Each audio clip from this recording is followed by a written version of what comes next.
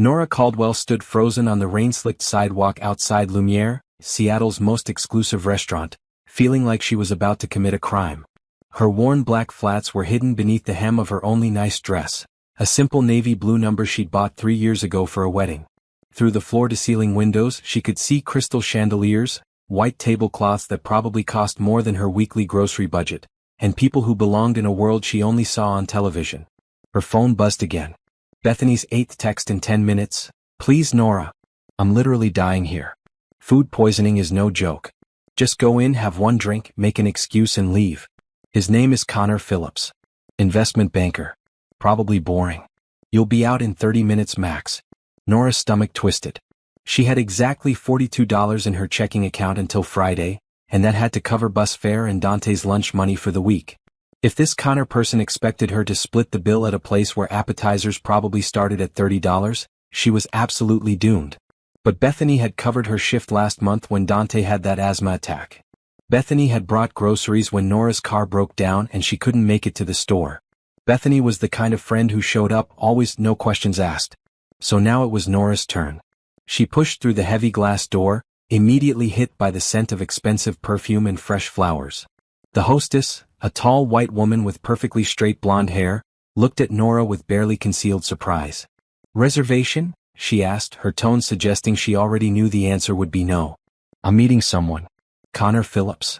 Nora's voice came out smaller than she intended. The hostess's expression shifted slightly. Of course. Right this way. They weaved through the dining room, past tables where people spoke in hushed tones over wine that probably cost more than Nora's monthly rent. She felt every eye on her, judging, questioning what someone like her was doing in a place like this. The hostess stopped at a corner booth, partially hidden by a decorative screen. Your table. He should be here any moment. Nora slid into the booth, her hands shaking slightly as she placed them on the table. The menu had no prices. That was never a good sign. 5 minutes passed. Then 10. Nora was starting to think maybe Connor had taken one look at her through the window and decided to bail when a man appeared beside her table. But this wasn't Connor Phillips, investment banker. This was someone else entirely. He was tall, probably 6 feet, with dark brown hair that fell slightly over his forehead. He wore a charcoal gray suit that fit him perfectly, the kind of tailoring that whispered money without shouting it. His blue eyes were tired but kind, and when he smiled, it didn't quite reach those eyes. Bethany? He asked, extending his hand. I'm Elias. Elias Montgomery. Nora's mind went blank. Elias. Not Connor. Bethany had said Connor Phillips.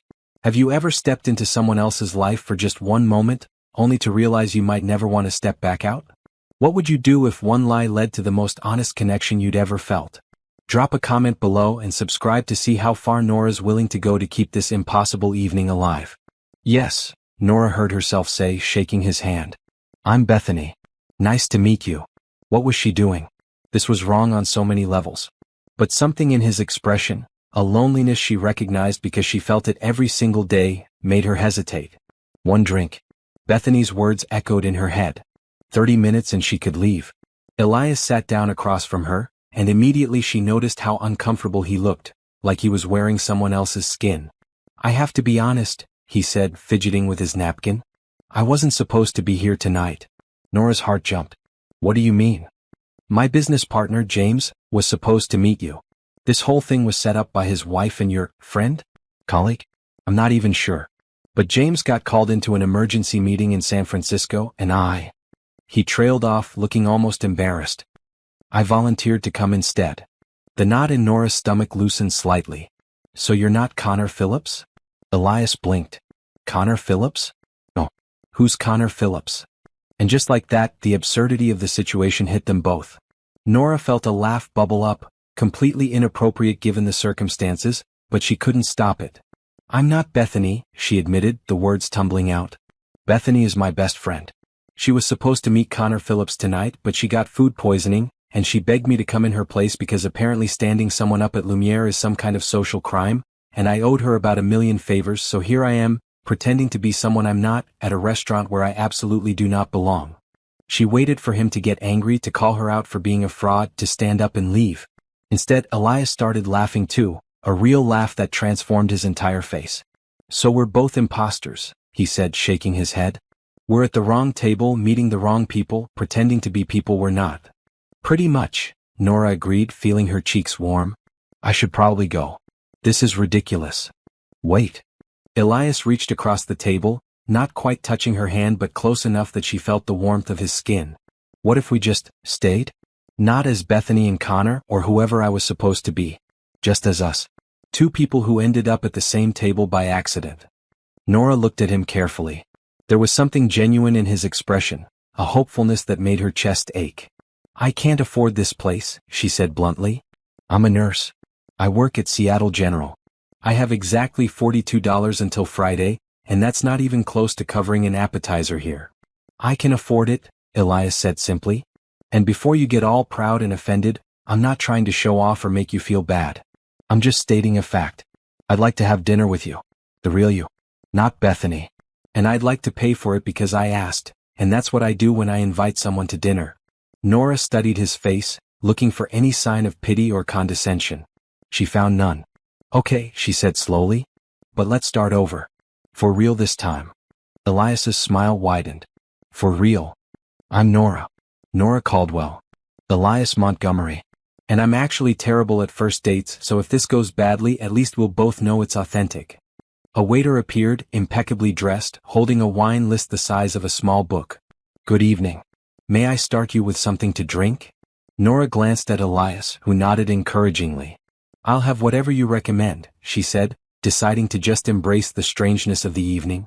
The lady will have the 2015 Chateauneuf du Pape, Elias said smoothly. Then catching Nora's raised eyebrow, he grinned. Trust me. You'll like it. As the waiter departed, Nora leaned forward. So, Elias Montgomery, what do you do when you're not showing up to dates that aren't really your dates? I'm an investor. Tech companies mostly.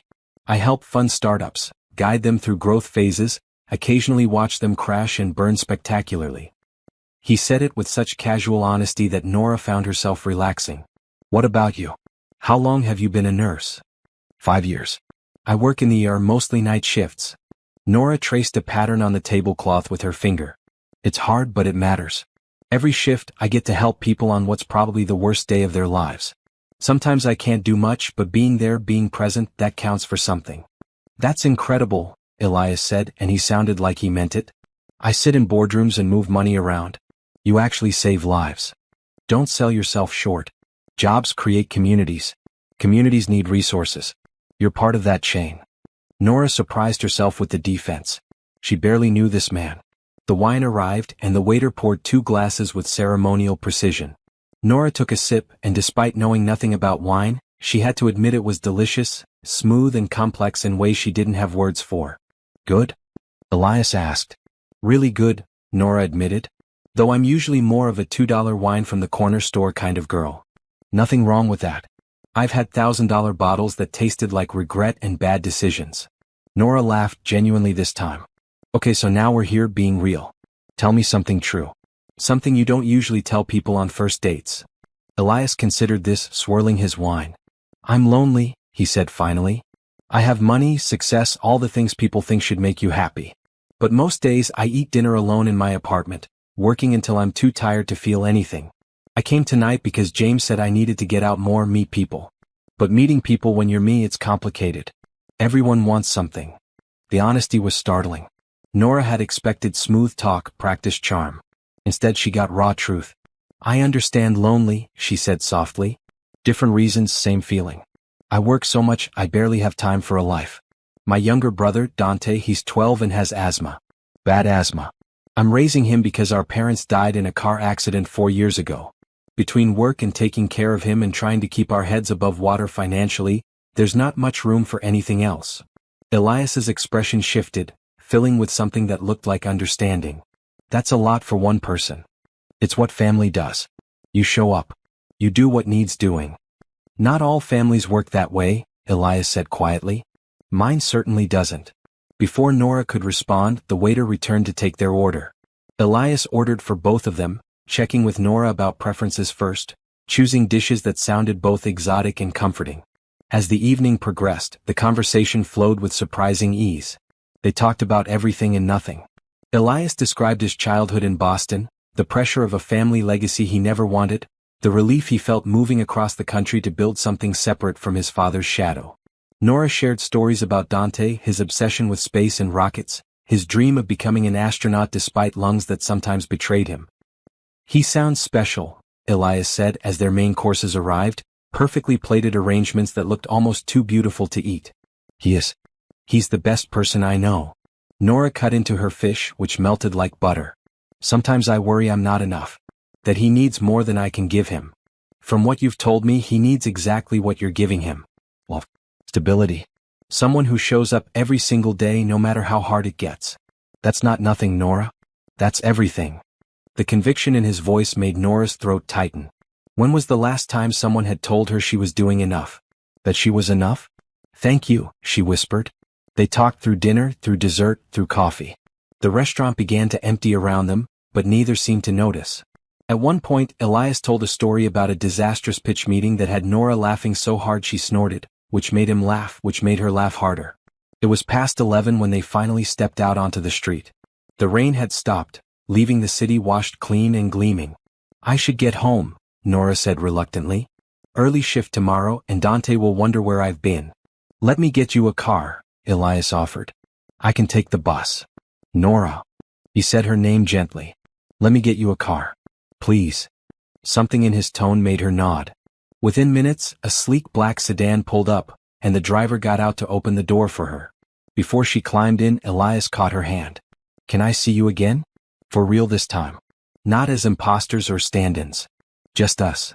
Nora looked at their joined hands, his pale fingers wrapped around her darker ones, and felt something shift in her chest, like a door opening to a room she'd kept locked for years. "Yes," she said. "I'd like that. Tomorrow? Dinner again? Somewhere less fancy. Somewhere we can just talk. Tomorrow's good." He squeezed her hand once before letting go. As the car pulled away, Nora turned to look back. Elias stood on the sidewalk, hands in his pockets, watching her leave with an expression she couldn't quite name. Her phone buzzed. A text from an unknown number. "Thank you for tonight. For being real. For being you. Sleep well, Nora Caldwell." She saved the number under Elias, and leaned her head against the car window, a smile playing at her lips despite the impossibility of everything that had just happened.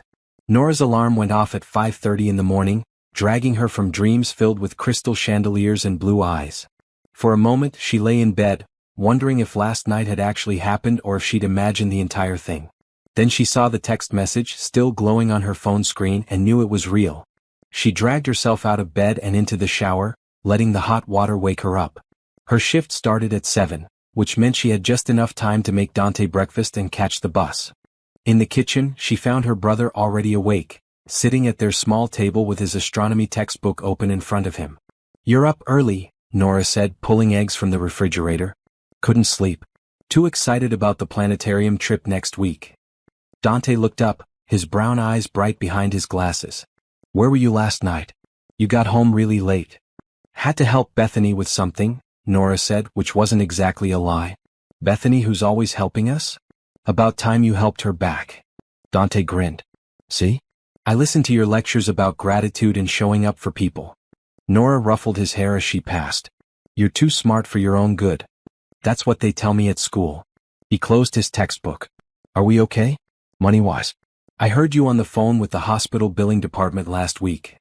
Nora's chest tightened. Dante was 12. He shouldn't have to worry about money. "We're fine," she said firmly. "I've got it handled." "You always say that. Because it's always true." She slid scrambled eggs onto his plate, added toast. You've got a quiz today, right? Science. Easy. It's just basic chemistry. We did hydrogen bonds last week." Dante dug into his breakfast. "Hey, are you happy?" The question caught Nora off guard. "What kind of question is that?" "A real one. You work all the time, and when you're not working you're worrying about money or my medical stuff. I just wondered if you're ever happy." Nora sat down across from him, reaching out to take his hand. "I'm happy when you ace your science quizzes. I'm happy when you remember to use your inhaler before gym class. I'm happy right now, having breakfast with my favorite person in the world." "I'm your only person in the world," Dante pointed out. "Not true. I have Bethany. Bethany doesn't count. She's like, honorary family." He squeezed her hand. "I just want you to have fun sometimes. Maybe meet someone. Go on dates." Nora thought about Elias, about dinner tonight, and felt warmth spread through her chest. Maybe I will. Sometime. Good. You deserve good things, Nora. Remember that. At 12 years old, Dante sounded like someone 3 times his age. Nora supposed that's what happened when you lost your parents and had to grow up fast. The rest of the morning passed in a blur. She got Dante off to school, caught her bus, and made it to Seattle General with 5 minutes to spare. The ER was already chaotic, 3 ambulances pulling in before she'd even clocked in. Welcome to Friday, her colleague Janet said, tying back her gray hair. We've got 2 car accidents, 1 possible stroke, and a kid who swallowed a toy car. Choose your adventure. Nora chose the stroke patient, an elderly man named Harold who kept trying to convince everyone he was fine despite one side of his face drooping noticeably. Sir, you need to stay still, Nora said gently, checking his vitals. We're going to take good care of you. Don't need care. Need to get home. Wife's making pot roast. His words slurred together. The pot roast can wait. Your health can't. She worked through the morning, moving from patient to patient, crisis to crisis. This was what she was good at. Staying calm when everything else was chaos, being the steady presence people needed when their world was falling apart. At noon, she grabbed 15 minutes to scarf down a granola bar in the break room. Her phone buzzed with a text from Elias. Still good for tonight? I found a great Thai place in Capitol Hill. Casual. Amazing food. My treat, but if you insist on splitting, I won't fight you. But I'll want to. Nora smiled despite her exhaustion. She typed back, tonight works. 7? And we can discuss the bill situation when we get there. His response came immediately, 7 is perfect. I'll pick you up? She hesitated, thinking about her tiny apartment in a building that had definitely seen better days, then decided honesty was how they'd started and honesty was how they'd continue. Here's my address, she sent, followed by her location. Fair warning, it's not fancy. Good. I've had enough fancy for one lifetime. The afternoon shift dragged. By the time 7 o'clock approached, Nora was running on fumes and caffeine. She changed out of her scrubs in the hospital locker room, pulling on jeans and a bright red sweater that Bethany had given her last Christmas. She'd run home after work to check on Dante, who was safely at their neighbor Mrs. Chen's apartment doing homework, with strict instructions about his inhaler and bedtime. At exactly 7 her phone rang. I'm downstairs, Elias said. Take your time. Nora grabbed her purse and headed down. The same black sedan from last night was parked at the curb, but this time Elias was leaning against it, wearing jeans and a dark green sweater that made his eyes stand out even more. Hi, he said, smiling. Hi yourself. Nora felt suddenly shy, which was ridiculous given how much they'd talked last night. He opened the car door for her, and they drove through Seattle's evening traffic toward Capitol Hill. The restaurant he'd chosen was nothing like Lumiere. It was small, bright, with mismatched chairs and walls covered in Thai artwork. The smell of spices and coconut milk made Nora's stomach growl. This is perfect, she said as they slid into a booth. I thought you might like it. Real food, real atmosphere, no pretension. Elias handed her a menu. Everything here is incredible, but the pad thai is life-changing. They ordered, and as they waited for food, the conversation picked up exactly where it had left off the night before, as if no time had passed at all. Tell me about your work, Nora said. What's it actually like, investing in companies? Elias considered this. It's like being a talent scout but for ideas. Someone comes to you with a vision, maybe they've built a prototype or written code or developed some new technology, and you have to decide if you believe in it enough to risk money on it.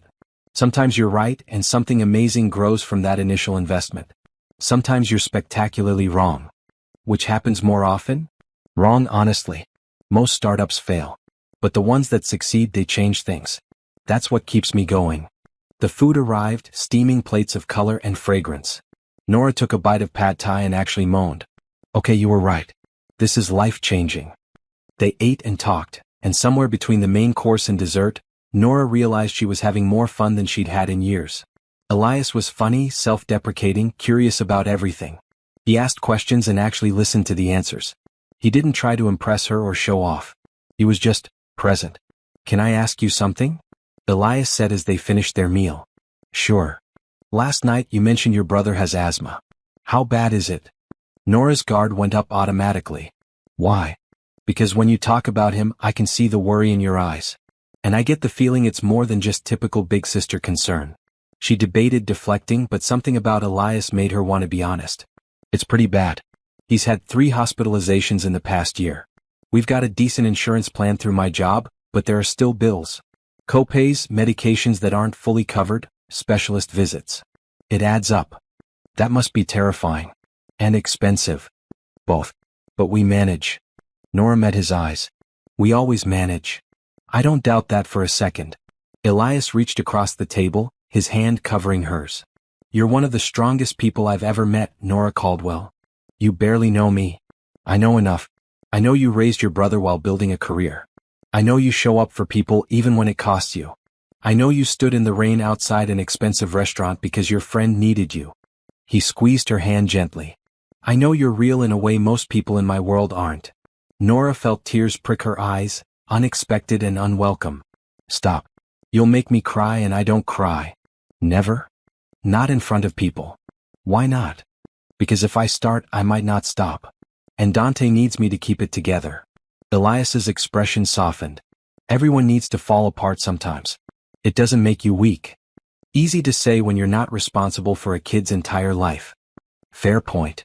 He didn't let go of her hand. But maybe you don't have to do it all alone. Just a thought. The waiter brought the check and before Nora could even reach for it, Elias had his credit card out. Elias. Nora. Let me. Please. His tone was gentle but firm. You can get the next one. The next one? I'm assuming there will be a next one.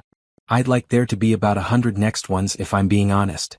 Despite herself, Nora smiled. 100. At least. Maybe more. I haven't decided yet. They left the restaurant and walked through Capitol Hill, past coffee shops and bookstores and bars filled with Friday night energy. Elias pointed out places he liked, and Nora shared her own memories of the neighborhood, back when she'd first moved to Seattle for nursing school. At some point, his hand found hers, their fingers interlacing naturally. It felt right in a way Nora couldn't explain. Can I tell you something? Elias said as they paused in front of a bookstore window. Always. I haven't felt this comfortable with someone in, I don't know how long. Maybe ever. You're easy to talk to. Easy to be around. You don't want anything from me except my company, and that's so rare, I almost don't know how to process it. Nora turned to face him. I like spending time with you too. Even though this is completely crazy. We're from different worlds, Elias. You know that, right? I know we come from different circumstances. But worlds? I don't know. We're both here, both real, both trying to figure out how to be happy. That seems like the same world to me. He was standing close enough that Nora could see the flecks of gold in his blue eyes. Close enough that she could feel the warmth of him in the cool evening air. This is probably a terrible idea, she whispered. Probably, he agreed. We should be practical. We should. We barely know each other. True. So why does this feel so right? I have no idea. Elias lifted his free hand, gently tucking a strand of her hair behind her ear. But it does, doesn't it? Yeah, it really does. He leaned down slowly, giving her every opportunity to pull away. She didn't. When his lips met hers, soft and tentative, Nora felt something she'd forgotten existed. Hope.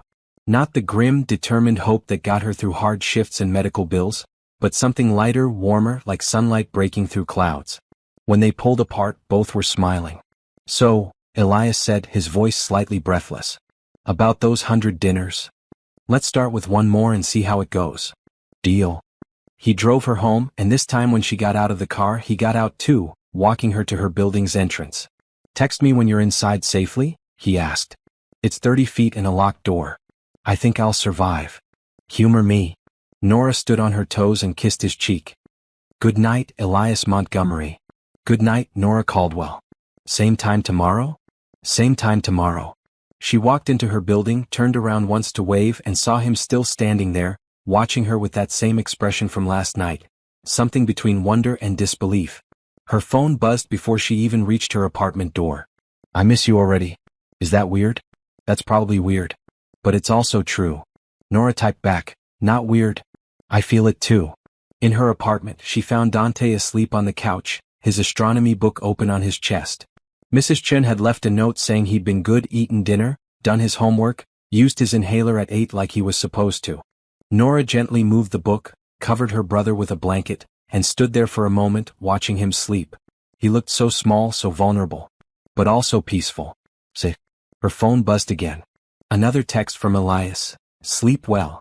Dream good dreams. I'll be thinking about you. For the first time in a very long time, Nora thought maybe, just maybe, good things were allowed to happen to her too. Saturday afternoon found Nora in the produce section of Costco, trying to stretch her grocery budget while Dante complained about having to push the giant cart.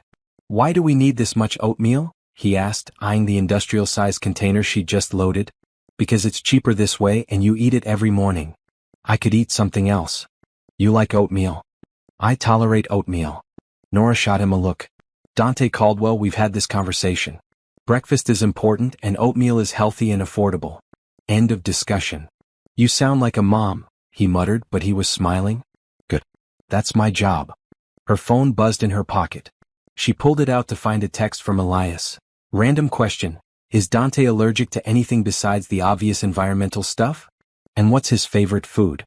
Nora typed back quickly, "Why are you asking about my brother? Because I thought maybe tomorrow we could do lunch instead of dinner? The three of us? If that's not overstepping. I'd really like to meet him. But no pressure." Nora stared at her phone, her heart doing something complicated in her chest. They'd been on exactly 2 dates. Meeting Dante was significant. It meant this was more than just casual dinners and conversation. "Nora?" Dante was looking at her with concern. "You okay? You look weird." "I'm fine." She chewed her lip, then made a decision. "How would you feel about meeting someone tomorrow?" "A friend of mine." "What kind of friend?" Dante's eyes narrowed suspiciously. "Is this a friend or is this a boyfriend? I don't know what he is yet.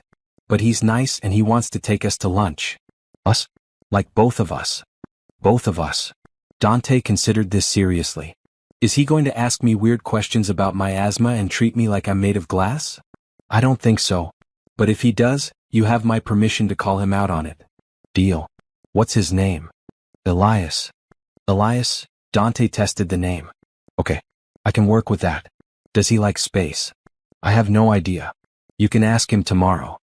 Nora texted Elias back. "Tomorrow works. Lunch sounds great. He's not allergic to any foods and his favorite is pizza. Any kind but especially pepperoni. Fair warning, he's going to grill you about whether you know the difference between a meteor and a meteorite." "I'm ready for the quiz." "And Nora? Thank you for trusting me with this." That night, after Dante was asleep, Nora lay in bed staring at her ceiling, her mind racing. She was letting someone new into their carefully constructed life. Someone who could hurt them. Someone who came from a completely different world. But she was also thinking about how Elias looked at her, like she was someone worth seeing. How he listened when she talked, really listened. How he made her laugh. How safe she felt around him. Her phone lit up with another text. "Can't sleep. Keep thinking about tomorrow. Keep thinking about you. Is it weird that I'm nervous about meeting a 12-year-old? Completely normal. He's intimidating when he wants to be. Great. No pressure then. Just be yourself. That's all either of us need. What if myself isn't enough? It will be. Trust me." Sunday afternoon, Elias picked them up in his car, but this time he was driving himself.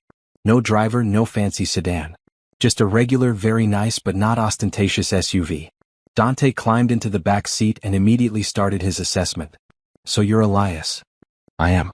And you're Dante. Nora's told me a lot about you. Good things or weird things?" "Mostly good things. Some impressive things. I heard you want to be an astronaut." Dante's eyes lit up. "You know about that? Your sister mentioned it. That's a big goal. Takes a lot of work."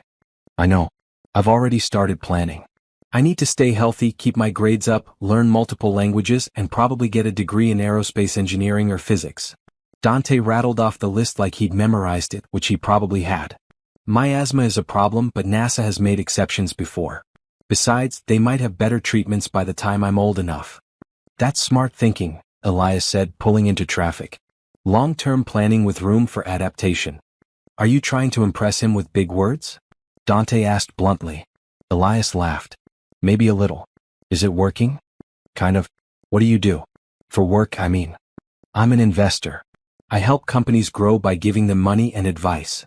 "So you're rich?" "Dante," Nora interjected, mortified. "What?" "It's a reasonable question. If he's investing money, he probably has money." Dante looked at Elias seriously. "Are you rich?" "Yes," Elias said simply. "I am." "Okay. Just wanted to know." "Nora says I should always ask direct questions if I want direct answers." She also says it's rude to ask people about money, but you seem okay with it. I appreciate directness. Makes conversations easier. Elias glanced at Dante in the rearview mirror. Any other questions? Do you know the difference between a meteor and a meteorite? A meteor is the streak of light you see when a space rock enters the atmosphere. A meteorite is the actual rock that survives and hits the ground. Did I pass? Dante grinned. You passed.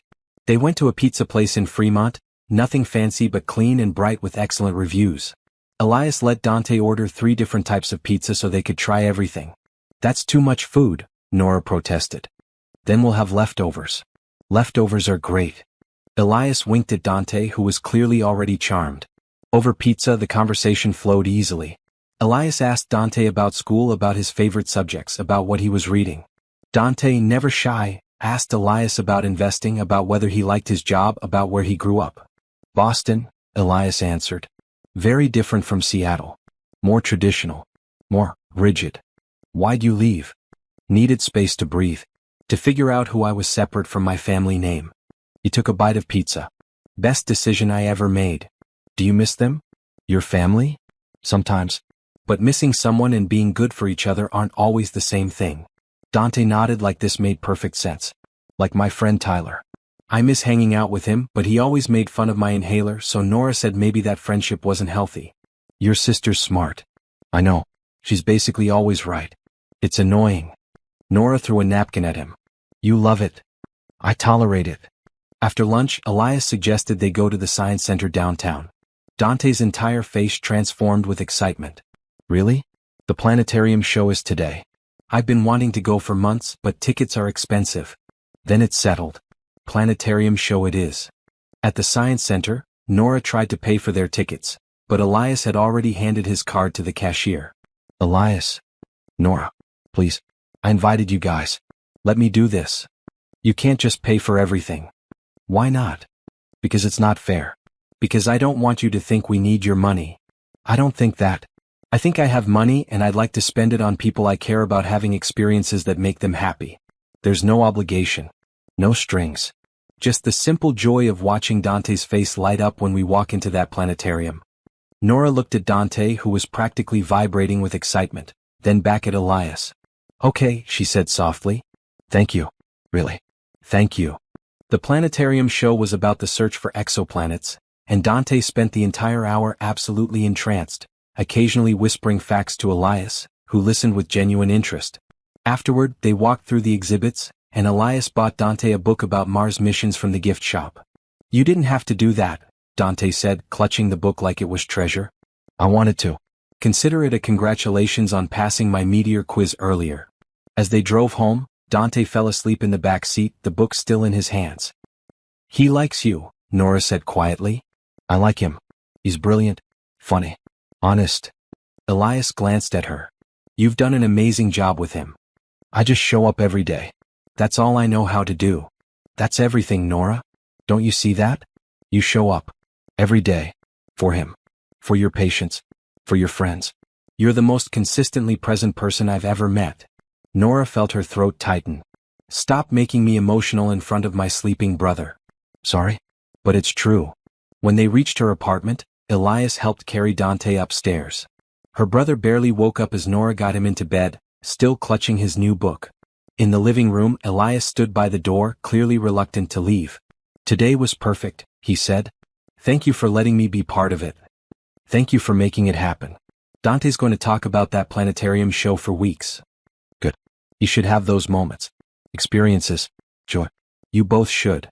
Nora stepped closer. Elias, can I ask you something? Anything. Why us? You could date anyone. Someone from your world, someone without complications or medical bills, or a 12-year-old brother to consider. Why are you here? Elias cupped her face gently. Because every time I'm with you, I remember what it feels like to be real. You don't want anything from me except my time and my honesty. You challenge me. You make me laugh.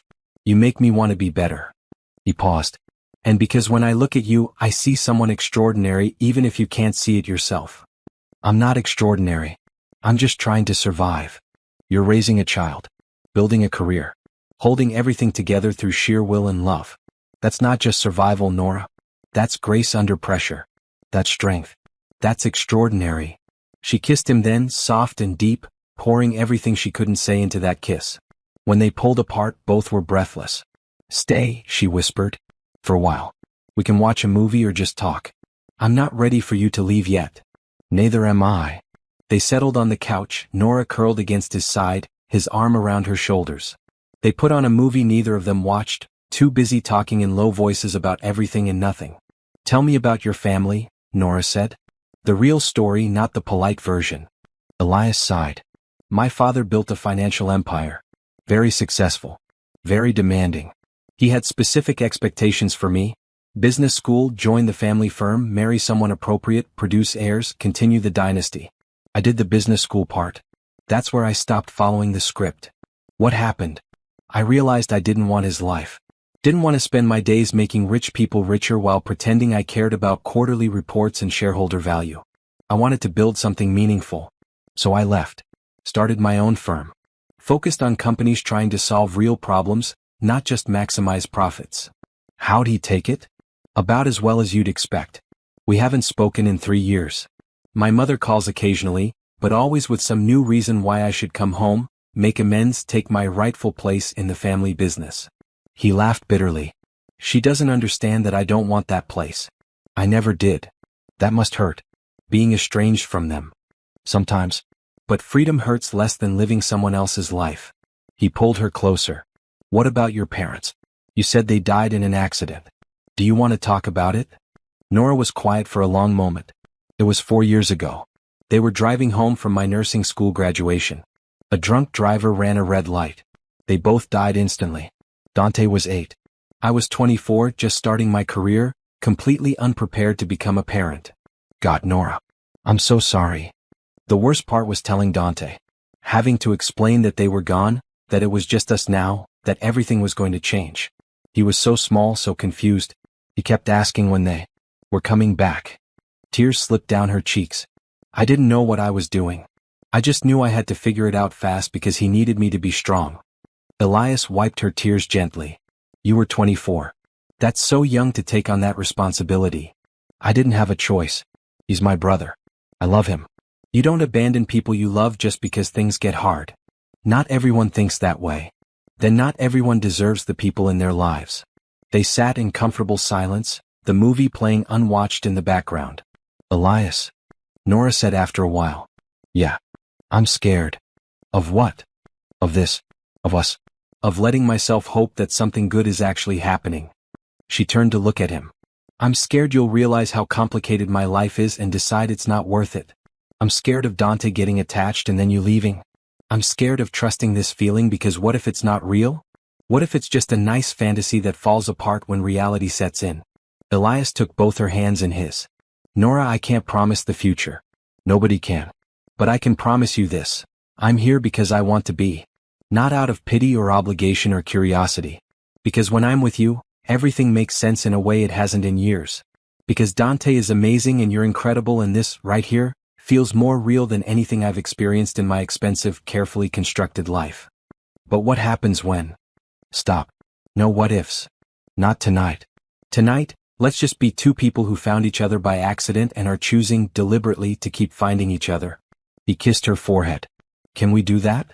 Nora nodded, letting herself relax against him. Okay. No what ifs. Just this. They stayed like that until Elias finally had to leave well past midnight. At the door he kissed her one more time, slow and sweet. I'll call you tomorrow, he promised. You better. As she locked the door behind him, Nora felt something unfamiliar settling in her chest. The cautious, fragile beginning of happiness. Monday morning hit Nora like a truck. Her alarm went off at 5:30, dragging her from dreams where she wasn't tired, wasn't worried about money, and Elias was there making her laugh. Reality felt harsher in comparison. She dragged herself through her morning routine, made Dante breakfast, and caught the bus to Seattle General just in time for her shift. The ER was already packed. A construction worker with a broken arm, an elderly woman with chest pains, a teenager who'd overdosed at a party. The chaos left no room for thoughts about millionaire investors or planetarium dates. It wasn't until her lunch break, 12 hours into her shift, that she finally checked her phone.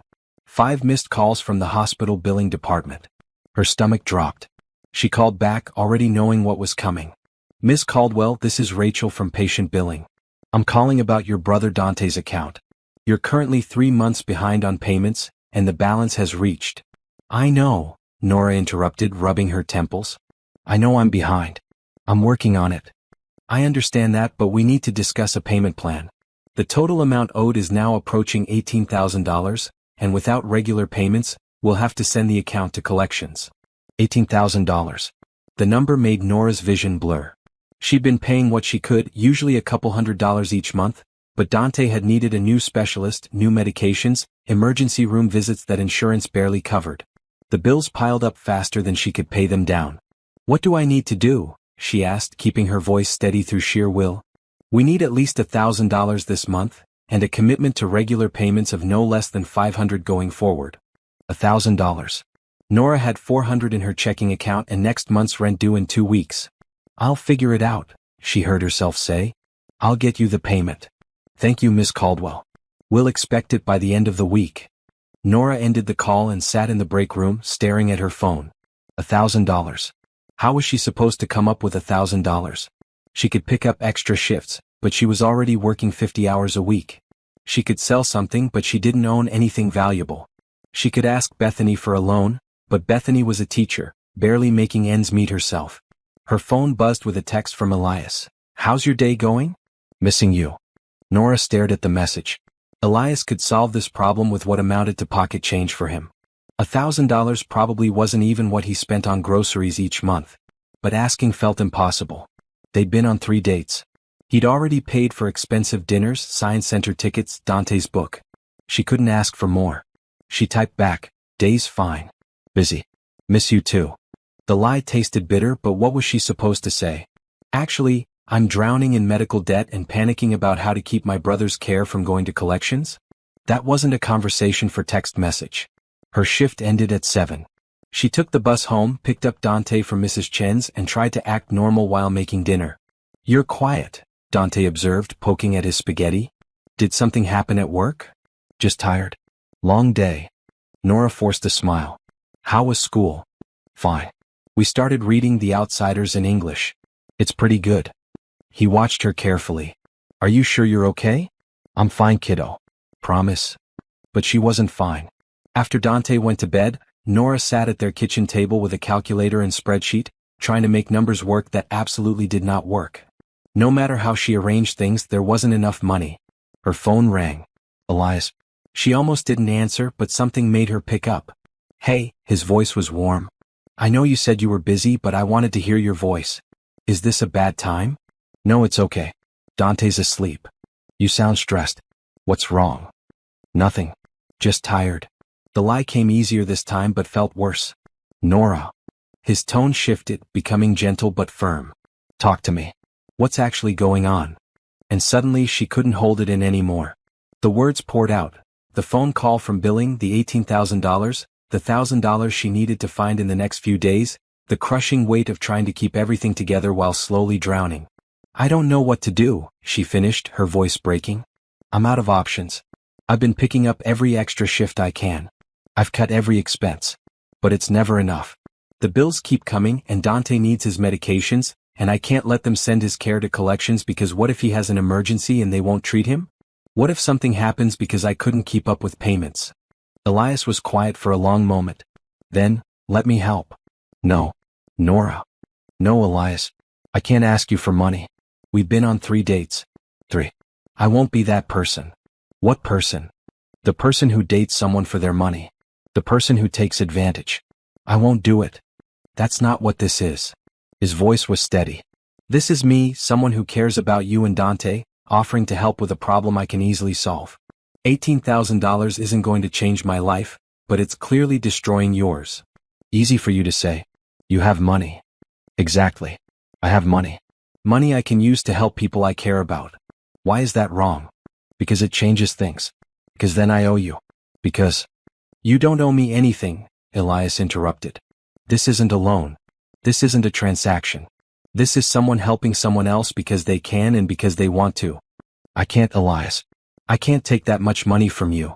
Then take the $1,000 for this month. Let me help with that while you figure out the rest.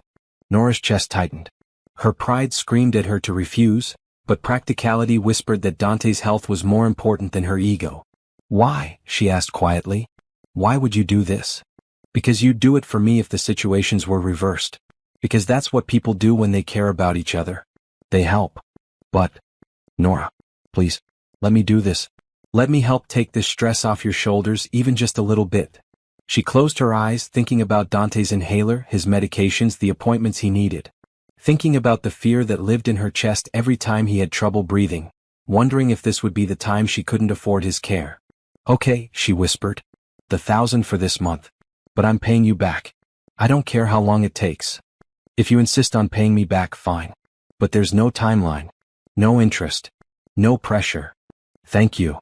The words felt inadequate. I don't know how to thank you enough.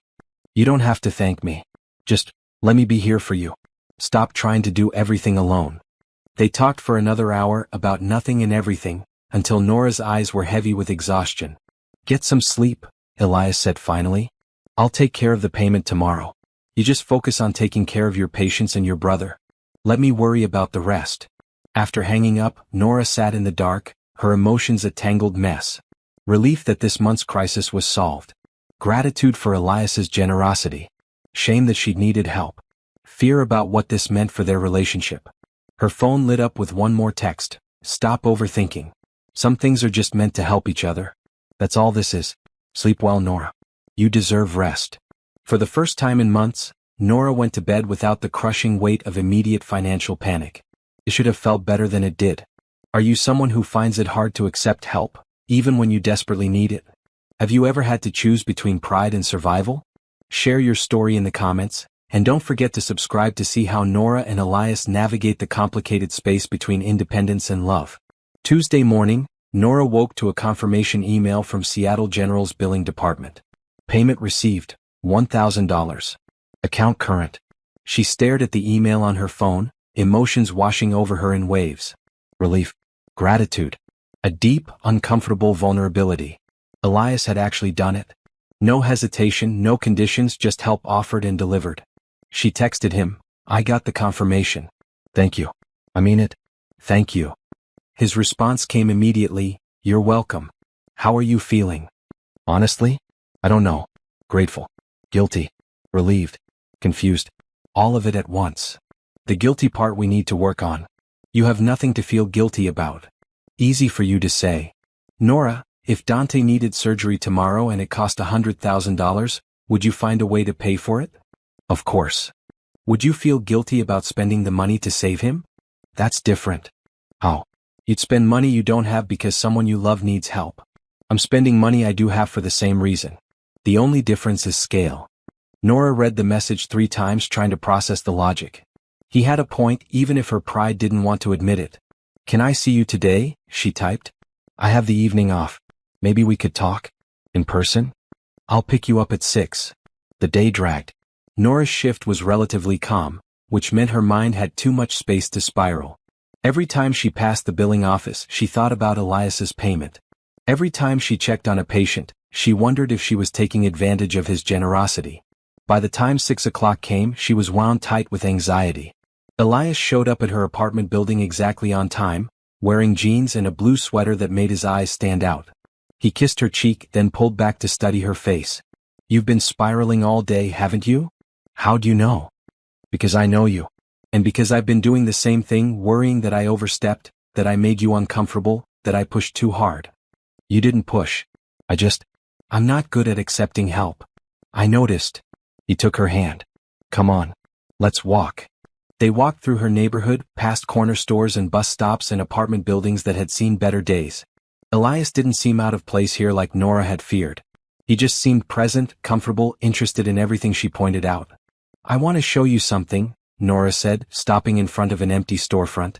The windows were dusty, the for lease sign faded, but the space was decent sized with good light. What is it? My dream. Or it was anyway. She peered through the window. I used to walk past this place every day on my way to the bus stop. I'd imagined turning it into a community health clinic.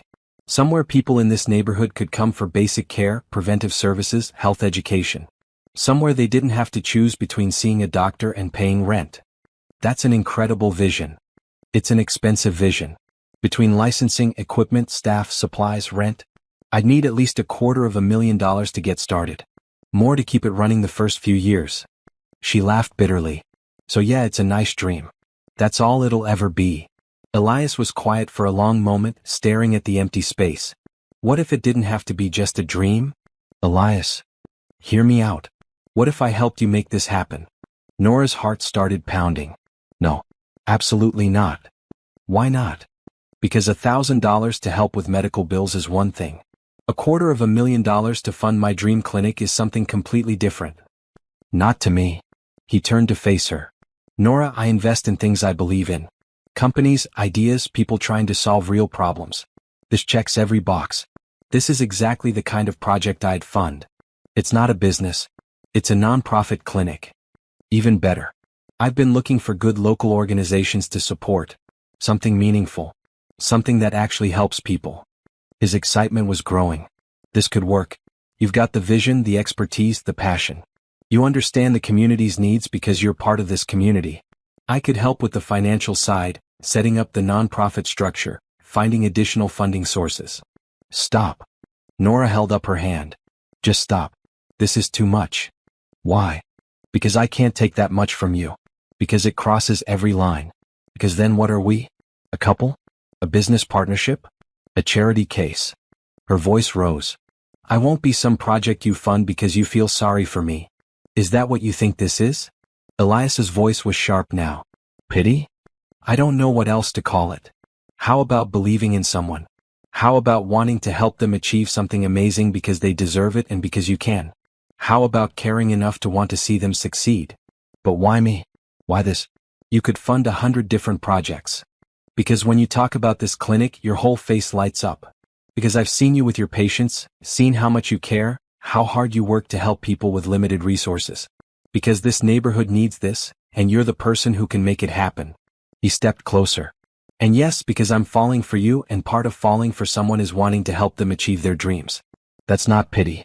That's partnership. Nora felt tears threatening. I'm scared. Of what? Of all of it. Of failing. Of owing you more than I can ever repay. Of this changing everything between us. Of Dante getting more attached to you and then you realizing this is all too much and leaving. The words tumbled out, raw and honest. I'm scared that accepting this much help means giving up the independence I've fought so hard to maintain. I'm scared of needing you. Elias pulled her into his arms, holding her tight. I'm scared too. I'm scared of screwing this up. I'm scared you'll wake up one day and realize you could do better than a guy who doesn't know how to have a real relationship. I'm scared that my money will always be this thing between us instead of just a tool we can use to build something good. Nora pulled back to look at him. We're a mess, aren't we? The best things usually are. He wiped a tear from her cheek. Nora, I'm not asking you to decide right now. I'm just asking you to think about it. Really think about it. Not just the scary parts but the possible parts. Imagine what this clinic could mean for this community. Imagine yourself running it, helping people, making the kind of difference you've always wanted to make. And what do you get out of it? I get to watch you do something incredible. I get to be part of something that actually matters. And selfishly, I get to spend more time with you because you'll be building something instead of working yourself to death just to stay afloat. They stood there on the sidewalk as the sun set, painting the sky in shades of orange and pink. Nora looked back at the empty storefront, trying to imagine it filled with examination rooms and waiting areas and hope. Can I think about it? She asked finally. Take all the time you need. They walked back to her apartment in comfortable silence. At her door, Elias cupped her face gently.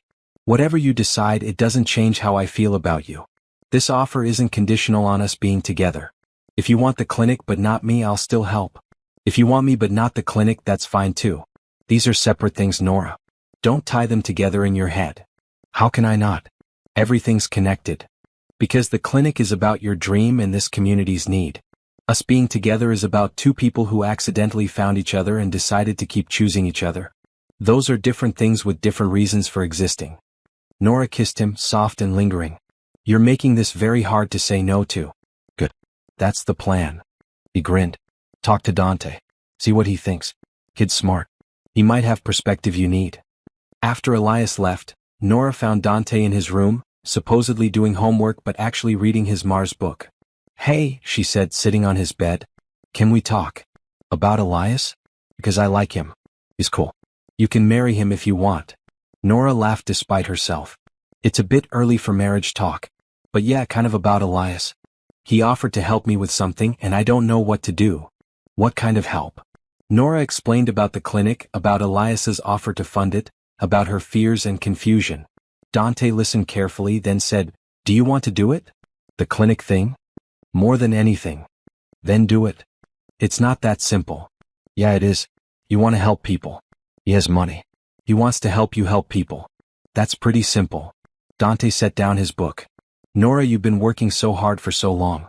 You've taken care of me, built your career, kept everything together. Maybe it's okay to let someone else help for once. But what if? What if nothing? You always tell me to take opportunities when they come. To be grateful. To accept help when people offer it." He gave her a pointed look. "Maybe you should take your own advice." Out of the mouths of 12-year-olds. That night, Nora lay in bed thinking about the empty storefront, about examination rooms and waiting areas and people who needed care. She thought about Elias's words, "I invest in things I believe in." He believed in her. When was the last time someone besides Dante had believed in her that completely? She picked up her phone and texted Elias, "I want to do it. The clinic. But we need to do this right. Legal agreements. Clear expectations. Everything documented." His response came fast, "Absolutely. I'll have my lawyer draw up papers. This will be a proper investment in a legitimate nonprofit. You'll be the director. I'll be a donor, nothing more." "Nothing more? Okay, I'll also be your boyfriend if you'll have me. But that's separate paperwork." Nora smiled at her phone. "Boyfriend paperwork. Is that a thing? For us. We can make it a thing. Whatever makes you comfortable." "I'm not comfortable. I'm terrified. But I'm also excited." "How is that possible?" "Because the best things in life are usually terrifying and exciting at the same time. Like standing on the edge of something new, knowing it might not work but deciding to jump anyway." "When did you become a philosopher?" "When I met you. You make me think about things differently." Nora hugged her phone to her chest, feeling something shift and settle in her heart. This was happening. She was really going to do this. Build the clinic. Accept Elias's help. Step into a future she'd only dreamed about. "Thank you," she typed. "For believing in me. For pushing me to believe in myself. For being patient with all my fears and doubts. Thank you for letting me in. For trusting me with your dreams and your brother and your heart. I promise not to waste any of it." "You better not. Dante will hunt you down." "Noted. That kid's scarier than he looks." Nora fell asleep smiling, her phone still in her hand, dreaming of empty storefronts filled with hope and purpose and possibility. The next 3 weeks passed in a whirlwind of activity. Elias connected Nora with his lawyer, who helped establish the nonprofit structure for what they named Caldwell Community Health. The paperwork was clear. Elias was a donor, Nora was the founder and director. Everything was legal, documented, and above board. They met with contractors to assess the empty storefront. It needed work, but the bones were good. Large windows would let in natural light. The layout could accommodate 6 examination rooms, a waiting area, a small lab for basic tests, and office space. "This is really happening," Nora said, standing in the middle of the empty space, her voice echoing off bare walls. Elias stood beside her, his hand finding hers. "This is really happening. How does it feel?" "Terrifying. Exciting. Like I might throw up from nervousness. That's pretty much how I felt starting my first company." He squeezed her hand. "But you're not alone this time. You've got me. And Dante. And eventually, a whole team of people who believe in this mission." The renovations began. Nora spent her days off meeting with medical supply companies, interviewing potential staff, designing patient intake processes. Elias attended meetings when he could, offering advice on business structure and financial planning while making it clear this was Nora's vision to execute. "What do you think about offering evening hours?" Nora asked during one planning session. They were sitting in her apartment, paperwork spread across the kitchen table while Dante did homework nearby. "A lot of people in this neighborhood work day shifts. They can't afford to miss work for doctor's appointments." "Makes sense. What about weekends too? Maybe Saturday mornings to start? See what the demand is." Elias made a note. "We should also think about language access. This neighborhood has a significant Spanish-speaking population, right? And Somali. And Vietnamese." Nora chewed her pen. "I've been thinking about hiring bilingual staff. Maybe partnering with community organizations for interpretation services. Good idea. Want me to research grant opportunities for that? There's federal funding for language access in healthcare. They work together seamlessly, Nora's medical expertise complementing Elias's business knowledge. Dante occasionally chimed in with surprisingly insightful questions. How will people pay? He asked, looking up from his math homework. Like, what if they don't have insurance? Sliding scale fees, Nora explained. We'll charge based on what people can afford. Some will pay full price, some will pay reduced rates, some won't pay anything. But then how do you make money? We don't. We're a non-profit. The goal isn't profit, it's sustainability. Elias's initial funding, plus grants and donations, will cover the gap between what we charge and what we need to operate. Dante looked at Elias with new respect. That's actually pretty cool. You're funding healthcare for people who can't afford it. Your sister's doing the real work. I'm just writing checks. Still counts. As the clinic progressed, Nora and Elias's relationship deepened too. He started keeping a toothbrush at her apartment. She had a drawer at his place for when she stayed over. They fell into an easy rhythm. Dinners together several nights a week, Sunday mornings at the farmer's market, evenings planning the clinic or just talking about nothing. Elias introduced her to his world gradually. A charity gala for a children's hospital where Nora felt completely out of place until she started talking to other doctors and realized she had more in common with them than she'd expected. A business dinner with potential investors where she watched Elias work, impressed by how he balanced charm and substance. You're good at this, she said afterward as they walked to his car. At what? Reading people. Knowing what they need to hear. Making them believe in things. It's part of the job. But it's easier when I actually believe in the thing I'm pitching. He opened the car door for her. Like I believe in you. That part's not performance. Nora pulled him close and kissed him. I believe in you too. Even when you're wearing a suit that probably cost more than my first car. The suit's just armor. You see past it. That's why I love you. The words hung in the air. Elias looked surprised, like he hadn't meant to say them out loud. I love you too, Nora said softly. Even though you're ridiculous and persistent and you somehow convinced me to accept $250,000 to build my dream clinic. Best investment I ever made. They drove back to her apartment where Mrs. Chen was watching Dante. Inside they found her brother teaching their neighbor how to play chess. Mrs. Chen's actually good at this, Dante said, moving his bishop. She almost beat me twice. Almost only counts in horseshoes, Mrs. Chen said cheerfully, capturing his knight. Elias settled on the couch to watch, offering commentary that made both Dante and Mrs. Chen laugh. Nora stood in the kitchen doorway, watching this man who'd somehow woven himself into the fabric of their lives, and felt her heart swell with something she'd been afraid to name. Later, after Mrs. Chen left and Dante was in bed, Elias and Nora sat on her small balcony, sharing a bottle of wine and watching the city lights. Can I ask you something? Nora said. Always. What do your friends think about us? About you dating someone like me? Someone like you? You know what I mean. Someone from a different economic background. Someone with complications. Elias took a sip of wine, considering. Most of my friends are happy for me. They can see I'm happier than I've been in years. A few have made comments, suggesting maybe I'm moving too fast or getting too involved in your life. And what do you tell them? That they don't understand what I've found with you. That they're so worried about maintaining boundaries and protecting assets that they've forgotten what it's like to just be present with another person. He turned to face her. My life before you was comfortable but empty. I had money, success, all the external markers of achievement. But I was lonely, Nora. Deeply, fundamentally lonely. You changed that. By being broke and needy? By being real. By letting me see who you actually are instead of who you think I want you to be. By having needs, yes, but also by having dreams and strength and this incredible capacity to love despite everything you've been through.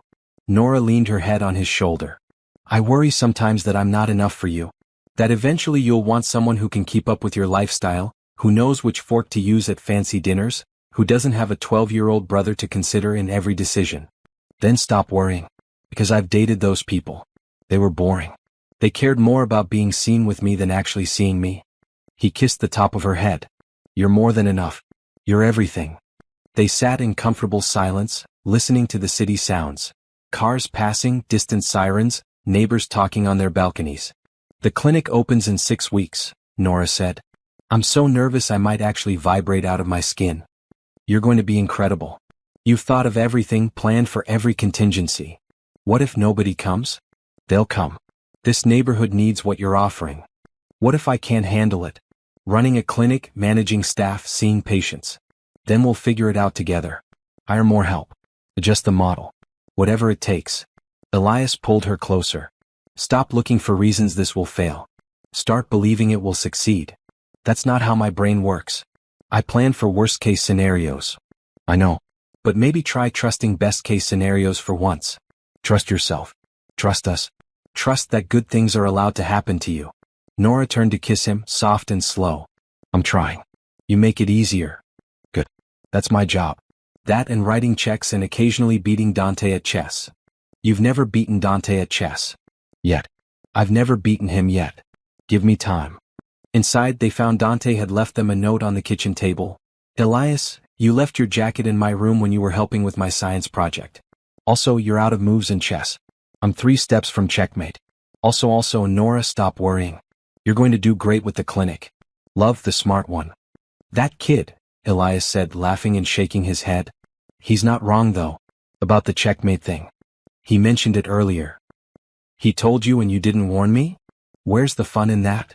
Elias chased her around the small apartment, both of them trying to be quiet and failing, laughing like teenagers. When he caught her, he pinned her against the kitchen counter, kissing her breathless. I love this, he murmured against her lips. I love us. I love getting to be part of your life, your chaos, your dreams. Even when we're loud and probably waking the neighbors? Especially then. They settled on the couch, Nora curled against Elias's side, both of them scrolling through clinic plans on her laptop. This was becoming their normal. Work and romance tangled together, building something meaningful while building something beautiful. Elias, Nora said sleepily. Oh, thank you. For all of this. For believing in me when I couldn't believe in myself. Thank you for letting me. For trusting me with your dreams. He kissed her forehead. Now sleep. You've got a long shift tomorrow and you need rest. Will you stay? Always. 4 weeks before the clinic's scheduled opening, Elias invited Nora to a business dinner. Nothing fancy, he promised. Just a few colleagues. I want them to meet you. Nora should have known better. Elias's definition of nothing fancy was a private dining room at one of Seattle's most exclusive restaurants. She wore her best dress, a deep green number she'd splurged on with her first paycheck from her new part-time clinic director role, but still felt underdressed the moment she walked in. The room was filled with people who belonged in magazines. Men in tailored suits, women in designer dresses that probably cost more than Nora's monthly rent used to. Everyone held wine glasses and made conversation that sounded effortless and elegant. Elias appeared at her elbow immediately, his hand finding the small of her back. You look beautiful, he murmured. Breathe. These are just people. Rich people. People with money. There's a difference. Come on, I'll introduce you. They made the rounds. Elias introduced her as Nora Caldwell, founder and director of Caldwell Community Health, always emphasizing her role and achievements. Most people were polite, asking thoughtful questions about the clinic's mission and model. But Nora noticed the looks. The subtle once-overs from women who clearly wondered what someone like her was doing with someone like Elias. The raised eyebrows when she mentioned being a nurse. The slight shift in tone when people realized she wasn't from their world. Halfway through cocktails, a woman approached. She was stunning, tall, black, with perfect posture and a bright red dress that screamed confidence and money. Her natural hair was styled in an elegant updo, and she wore diamonds that caught the light with every movement. Elias, she said warmly, kissing both his cheeks. It's been too long. Patricia. Good to see you. Elias's tone was polite but noticeably cooler. This is Nora Caldwell. Nora Patricia Renee. We've worked on a few deals together. Charmed. Patricia's smile didn't reach her eyes as she shook Nora's hand. So you're the one everyone's talking about. I am? Of course. Elias Montgomery has been conspicuously off the market for months. People notice these things. Patricia sipped her wine, studying Nora. A nurse, I heard? How refreshing. I'm also founding a community health clinic, Nora said, keeping her voice even. Yes, I heard about that too. Elias's latest charitable endeavor. Very generous of him. The way she said charitable endeavor made it clear she meant something else entirely.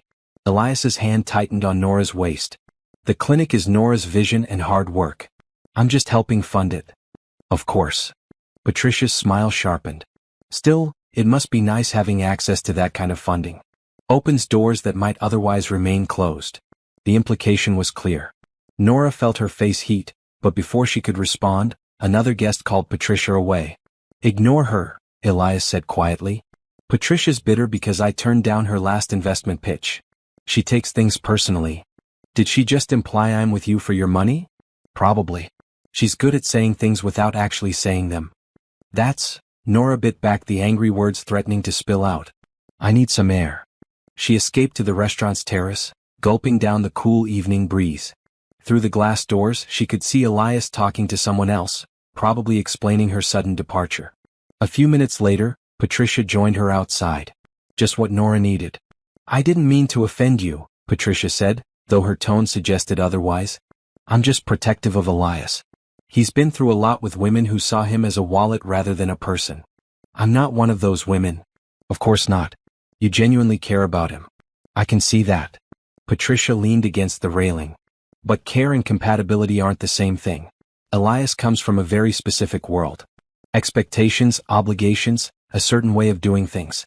It's hard for outsiders to navigate. You think I'm an outsider? I think you're wonderful for him right now. Grounding. Real.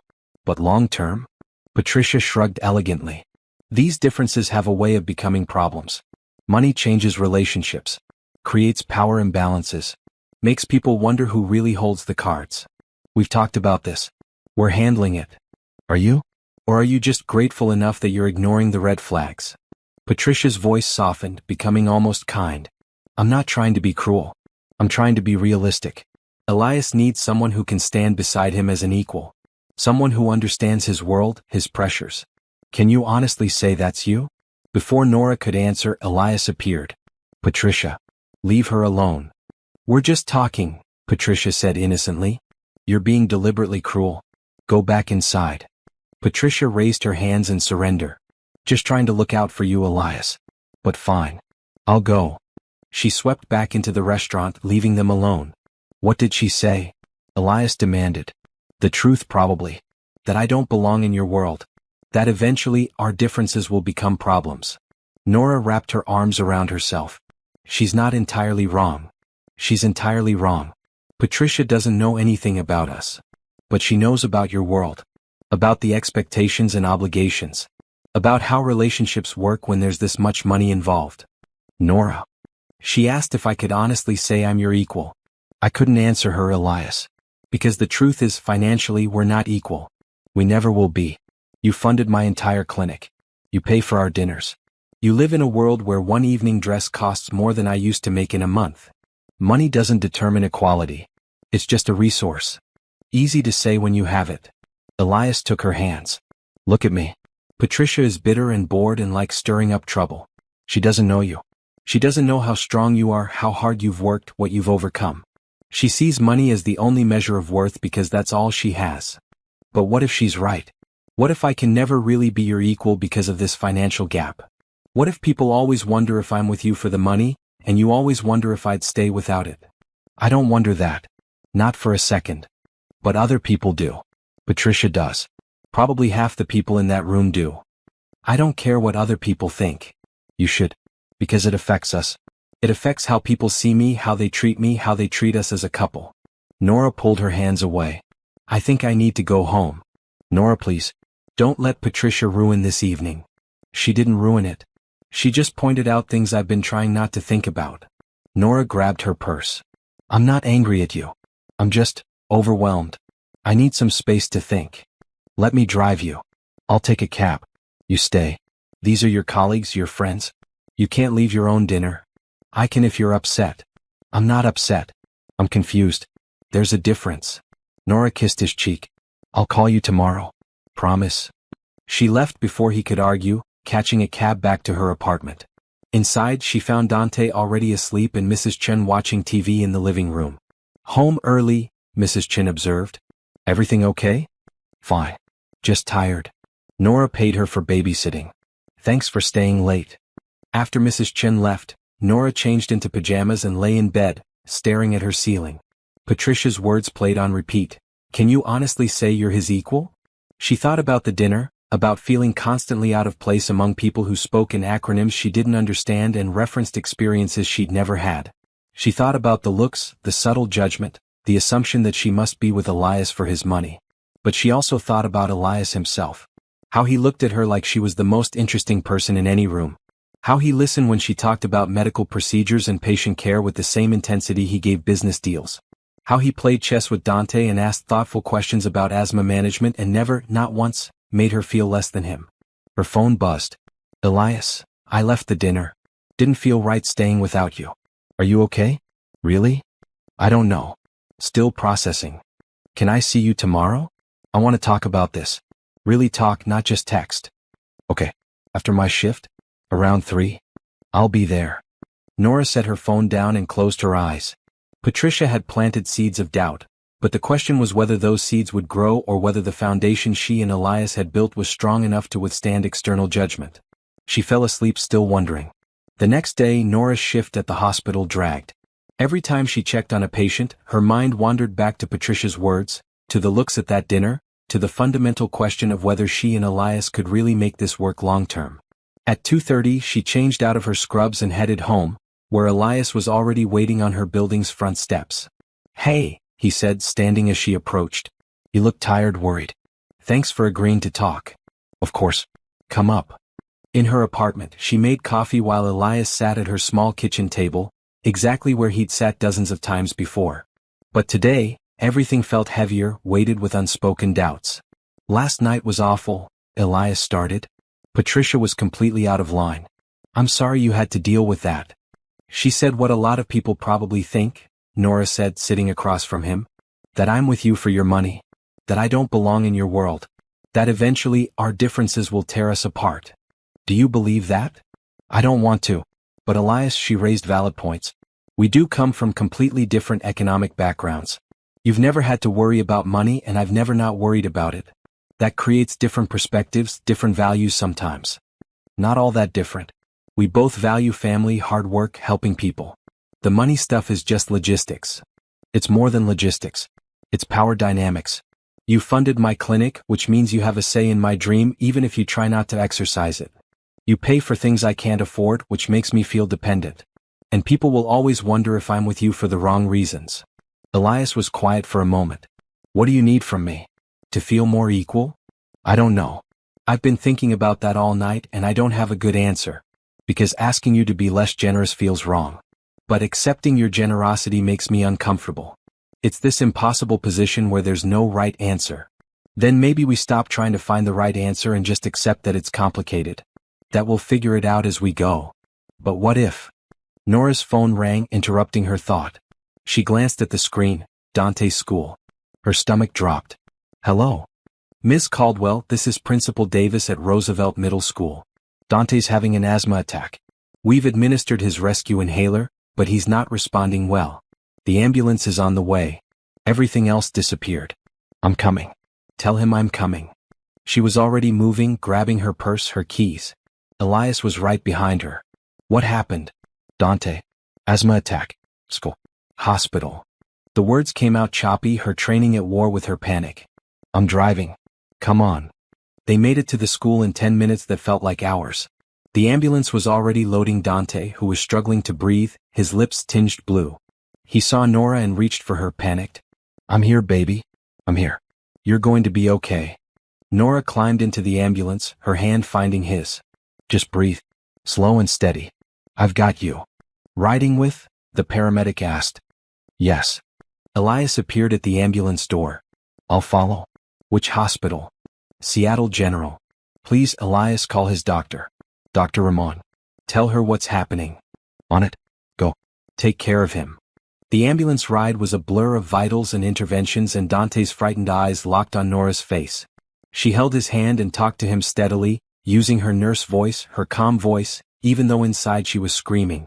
At the hospital, they rushed Dante to the ER, a team already waiting. Nora watched them work, her brother disappearing behind a curtain, and felt everything inside her crystallize into a single sharp point of terror. A hand touched her shoulder. Elias. He'd beaten them here somehow. They'll take care of him, he said. He's in good hands. He was fine this morning. Totally fine. How does this happen so fast? Asma. You know how unpredictable it can be. I should have noticed something. Should have made him take his preventive inhaler more consistently. Should have. Stop. You're an excellent sister. This isn't your fault. They waited. Nora paced. Elias sat. A nurse came out to update them. Dante was stable but struggling. They were administering steroids, albuterol, considering more aggressive interventions. Can I see him? Nora asked. Soon. Let us get him more stable first. More waiting. More pacing. Elias made phone calls. Mrs. Chin, Dr. Rahman, Bethany. He brought Nora coffee she didn't drink and held her hand when she let him. Finally, after what felt like hours but was probably only 45 minutes, a doctor emerged. Not just any doctor, Dr. Rahman herself. Nora. How's my favorite nurse holding up? How is he? Stable. Better. The attack was severe but we've got it under control. He's on oxygen, steroids, continuous monitoring. We'll keep him overnight, probably longer. Dr. Rahman squeezed Nora's arm. But he's going to be fine. Kids are resilient. Can I see him now? Of course. He's asking for you. Dante was propped up in bed, an oxygen mask covering his face, for lines trailing from both arms. But his eyes were clear, no longer panicked. When he saw Nora, he pulled down the mask slightly. I'm sorry, he rasped. Sorry? Dante, you have nothing to be sorry for. Made you worried. Made Elias leave work. Caused problems. You didn't cause anything. Asma happened. That's all. Nora sat on the edge of his bed, smoothing his hair back. How are you feeling? Like I ran a marathon while breathing through a straw. He coughed, wincing. Is Elias here? He's in the waiting room. Want to see him?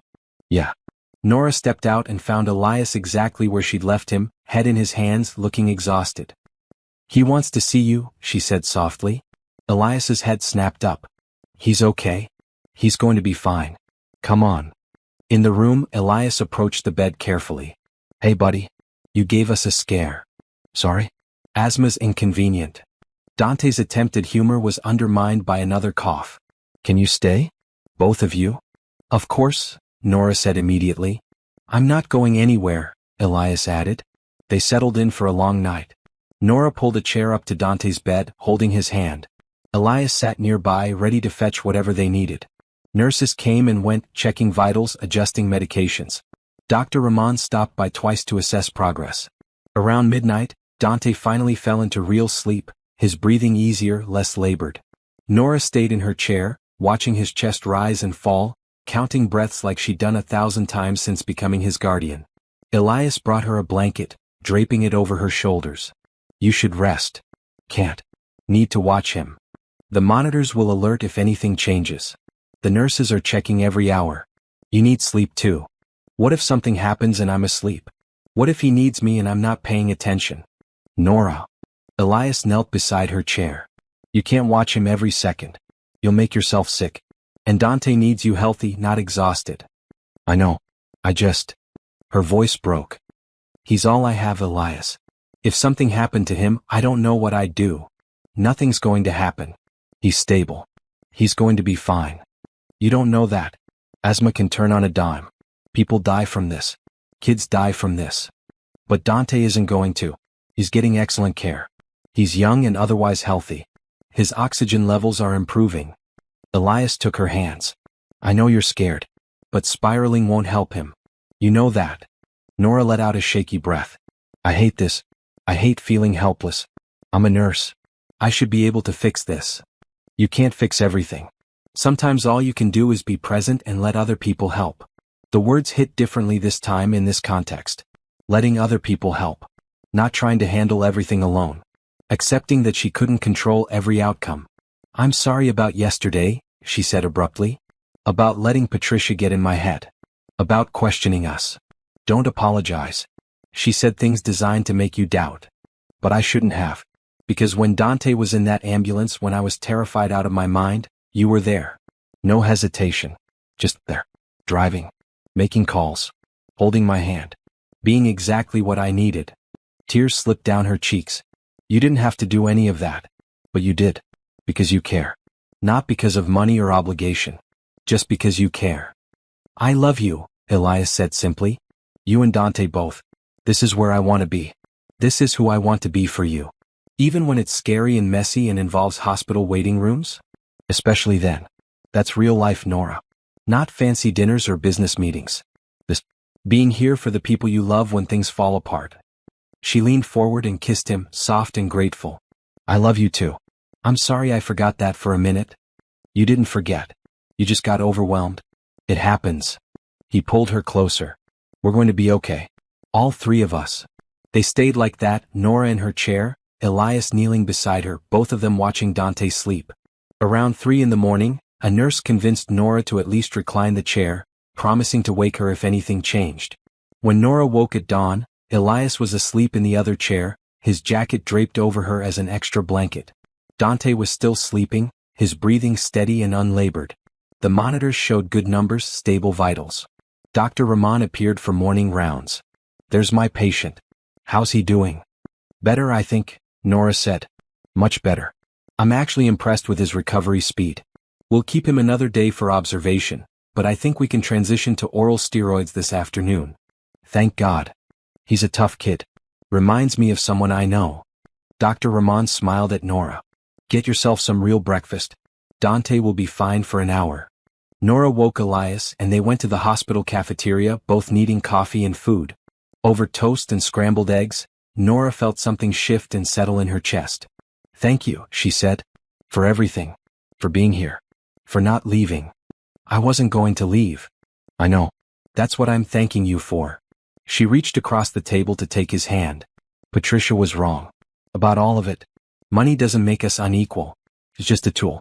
What matters is how we treat each other, how we show up, how we handle the hard stuff. And you've shown me over and over that you show up. Not because of obligation or guilt or anything else. Just because you choose to. I'll always choose to. Every time. Good. Because I'm choosing you too. All the complicated, messy parts of this. I'm choosing us. They went back to Dante's room where he was awake and demanding breakfast. About time, he said, pulling down his oxygen mask. I'm starving. The patient speaks, Nora teased, relief making her giddy. How are you feeling? Like I got hit by a truck. But alive. So there's that. He looked between them. You guys okay? You both look exhausted. We're fine. Worried about you.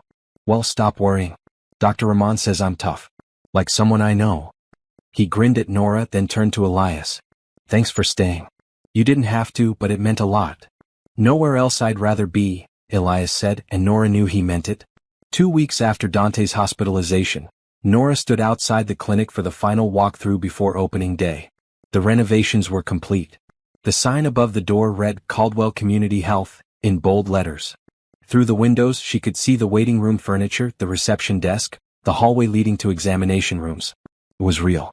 After months of planning and work and doubt, it was actually real. You ready? Elias asked beside her. Terrified. But yes. They walked through together, Nora noting every detail. The walls painted in calming blues and greens. The children's play area in one corner. The multilingual health education posters. The examination rooms stocked with equipment. The small lab where they could run basic tests. It's perfect, she breathed. It's yours. Elias handed her an envelope. One more thing before we open tomorrow. Inside was a single key and a document. Nora scanned the paperwork, her eyes widening. You bought the building? Technically the nonprofit owns it. But yes, I bought it and transferred ownership to Caldwell Community Health. You'll never have to worry about rent increases or leases or landlords deciding to sell. This is your space permanently. Elias, that's. She couldn't find words big enough. That's too much. It's an investment in stability. So you can focus on running the clinic, not worrying about real estate. He smiled. Also, the building has 2 apartments upstairs. They're being renovated now. I thought maybe one could be converted to additional office space and the other? Well, I thought maybe you and Dante might like to live closer to the clinic. Better space than your current apartment. But that's totally up to you. No pressure. Nora looked at him, this man who kept finding new ways to show he believed in her, and felt her heart swell. Can I see the apartments? They went upstairs. The first apartment was spacious, bright, with 3 bedrooms and a modern kitchen. The second was smaller but still nice, perfect for conversion to offices or meeting space. Dante would love having his own room, Nora said, walking through the larger apartment. And the kitchen. I could actually cook here. Really cook. There's a school 3 blocks away. Highly rated. Good science program. Elias leaned against the kitchen counter. But again, no pressure. This is just an option. When did you plan all this? I've been working on it for a few weeks. Wanted to surprise you. He looked suddenly uncertain. Is it too much?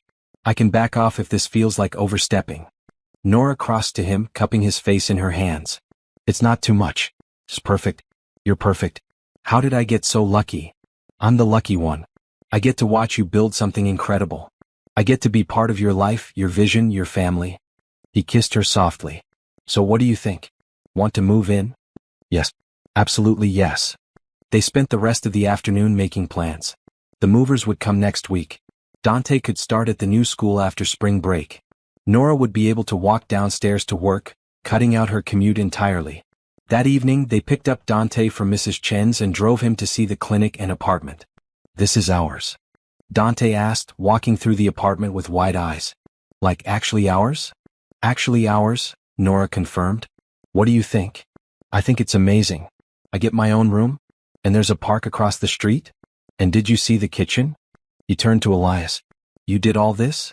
Your sister did the hard work. I just helped with logistics. That's not true, Nora protested. You made this possible. We made it possible. Together. Elias ruffled Dante's hair. Think you'll like living here? Are you kidding? This is the coolest thing ever. Dante hugged him impulsively. Thank you. Really. Thank you. Over Dante's head, Elias met Nora's eyes, his expression soft with emotion. This was what family looked like, she realized. Not just biology or obligation but choice. Choosing to show up, to help, to build something together. The clinic's grand opening was scheduled for Saturday. They'd planned a community celebration, free health screenings, food trucks, live music. By Friday night, Nora was a bundle of nerves. What if nobody comes? She asked Elias as they did final preparations. They'll come. What if we're not ready? What if I've forgotten something important? You've triple-checked everything. You're as ready as you'll ever be. What if? Nora. He took her shoulders gently. Breathe. You've got this. Tomorrow is going to be amazing. Saturday dawned clear and bright. By 10 in the morning there was already a line outside the clinic. Families from the neighborhood curious about the new resource. Elderly residents needing blood pressure checks. Parents wanting to establish care for their kids. Nora worked steadily, seeing patient after patient, answering questions, giving mini health lectures. The bilingual staff she'd hired helped translate, bridged cultural gaps, made everyone feel welcome. Around noon, Bethany showed up with Dante, who'd insisted on being there. Look at you, Bethany said, hugging Nora. Running your own clinic. I'm so proud I could burst. I couldn't have done it without Elias. Or you. Or, Nora's voice caught. Thank you. For everything. That's what friends do. We show up. Bethany squeezed her hand. Now get back to work. You've got patients waiting. By the time the grand opening wrapped up at 6, they'd seen over 100 people. The feedback was overwhelmingly positive. People were grateful for the sliding scale fees, the language access, the convenient location, the respectful, competent care. Elias found Nora in one of the exam rooms, sitting on the table, exhausted but glowing. You did it, he said. You actually did it. We did it. This was teamwork. This was your vision. I just wrote checks. He sat beside her. How does it feel? Like everything I've worked toward finally made sense. Like I'm exactly where I'm supposed to be. She leaned her head on his shoulder. Thank you. For believing in this. For believing in me. Always. They sat in comfortable silence, listening to the cleanup happening in the waiting room, the sound of people congratulating the staff, the music still playing outside. Elias. Nora said quietly. Yeah. I want Dante to call you something. Not Mr. Montgomery. Something warmer. Is that okay? What did you have in mind? I thought maybe he could ask you what you're comfortable with. If you want to be Elias, that's fine. But if you want something more familial, that's okay too. Elias pulled back to look at her. Are you asking what I think you're asking? I'm saying you're part of our family now. However you want to define that, whatever title you're comfortable with, we're yours and you're ours. She took his hand. Is that okay? More than okay. He kissed her, slow and deep and full of promise. More than okay. Later, at dinner with Dante, Elias brought it up. So your sister and I were talking, he started, about what you should call me. I want you to know I'm not trying to replace your dad. But I also want you to know I'm here. For you. For your sister. For the long haul. Dante considered this seriously. What if I just call you Elias? That works, right? That works perfectly. But like, if we're filling out school forms or whatever, can I put you down as emergency contact? Family? I'd be honored. Cool. Dante went back to his pizza. Also, can you help me with my science project? It's about gravitational pull and Nora's terrible at physics. Hey, Nora protested, laughing. I'm not terrible. You're terrible. She's definitely terrible, Elias agreed, grinning. Watching them banter, Nora felt something settle deep in her chest. Happiness. Security. Oh. Not the apartment, though that was wonderful. But this, the three of them together building something that looked like family, felt like love and promised to last. 6 months after the clinic opened, Nora stood in front of the mirror in her new bedroom, adjusting her dress. The clinic's first half-year review had shown incredible success. Over 1,000 patients served, partnerships established with local hospitals, grant funding secured for the next 3 years. Tonight was the celebration dinner. Just her, Elias, and Dante, marking this milestone privately before the public event next week. You look pretty, Dante said from her doorway. He'd grown in the past months, shooting up several inches, his face losing some of its childhood roundness. Thanks, kiddo. You clean up pretty well yourself. He was wearing a button-down shirt Elias had bought him, looking more teenager than little boy. Are we celebrating just the clinic or something else too? Nora turned to look at him. What do you mean? Come on. I'm 12, not blind. Elias has been nervous all week. You keep smiling at nothing. Something's happening. He grinned. I'm guessing he's going to propose. Dante Caldwell, don't say things like that. You'll jinx it. So I'm right? I don't know. Maybe. We haven't talked about it explicitly. But she'd noticed the same things Dante had. Elias's distraction, the mysterious phone calls, the way he kept touching his jacket pocket. Would you say yes? If he asked. Nora sat on her bed, patting the space beside her. Dante joined her. How would you feel about that? About Elias becoming more permanently part of our family? I think it's cool. He's good to you. Good to us. He helps with my homework and doesn't treat my asthma like I'm made of glass. Dante picked at the bedspread. I know he's not Dad. But he's... Elias. That's pretty great too. Yeah. It really is. They headed downstairs where Elias was waiting, wearing a dark blue suit that made his eyes stand out. He smiled when he saw them, that warm, genuine smile Nora had fallen in love with. Ready? He asked. Ready. They went back to Lumiere, the restaurant where this had all started. The same hostess from that first night looked surprised to see Nora, then delighted. Miss Caldwell, how wonderful to see you again. Your table is ready. It was the same booth, the same corner partially hidden by the decorative screen. Nora felt a wave of nostalgia thinking about that first awkward dinner, both of them pretending to be people they weren't. I can't believe it's been almost a year, she said as they settled in. Best year of my life, Elias said, taking her hand across the table. Even with all the chaos? The medical bills, the clinic stress, the business dinners gone wrong? Especially because of all that. That's real life. That's what makes it matter. They ordered, falling into easy conversation. Dante entertained them with stories from his new school, his new friends, the science club he'd joined. Elias shared updates about his business, asking Dante questions about physics that led to an animated discussion about black holes. Over dessert, Elias cleared his throat. So, he said, his voice slightly unsteady, I have something I want to say. To both of you. Dante kicked Nora under the table. She kicked him back. This past year has been transformative for me. Before I met you, Nora, I was going through the motions. Successful but empty. I had money and career achievements, but I was lonely. Disconnected. He squeezed her hand. Then I walked into this restaurant by accident, met someone I wasn't supposed to meet, and everything changed. Elias, Nora started, but he shook his head gently. Let me finish. You showed me what it means to have purpose beyond profit. You introduced me to real community, real need, real love. You let me be part of your family, let me help build something meaningful. Let me see what life could look like when you stop protecting yourself and start being vulnerable. He turned to Dante.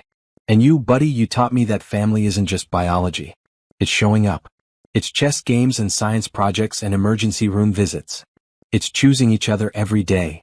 Elias reached into his jacket pocket and pulled out a small box. But then he pulled out another box. Nora's eyes widened as he opened both.